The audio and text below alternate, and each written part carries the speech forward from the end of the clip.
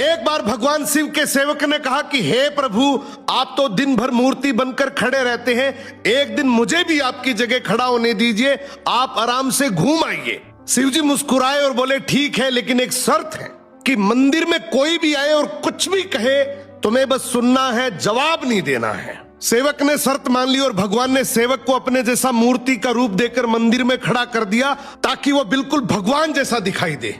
सुबह सबसे पहले एक व्यापारी आया और उसने भगवान के सामने माथा टेका और जैसे ही बाहर निकला उसका बटुआ गिर गया। सेवक बहुत बेचैन हुआ, मन किया कि व्यापारी को आवाज देकर उसका बटुआ लौटा दूं, लेकिन भगवान की शर्त याद कर चुप रहा। कुछ देर बाद एक गरीब आदमी आया और उसने कहा, हे प्रभु, मेरे बच्चे पिछले 3 दिन से भूखे हैं, कुछ मदद कर दो।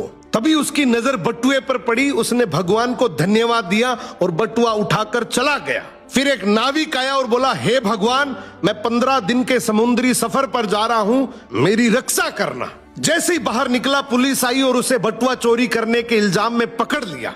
ये देखकर सेवक खुद को रोक नहीं पाया और चिल्ला पड़ा, ये गलत है, बटुआ तो उस गरीब ने उठाया था, इसे छोड़ो और उस गरीब को पकड़ो। अब रात को भगवान लौटे तो सेवक ने गर्व से पूरा किस्सा सुनाया, लेकिन भगवान गंभीर हो गए, गुस्से से बोले, तुमने मेरी योजना में दखल दिया।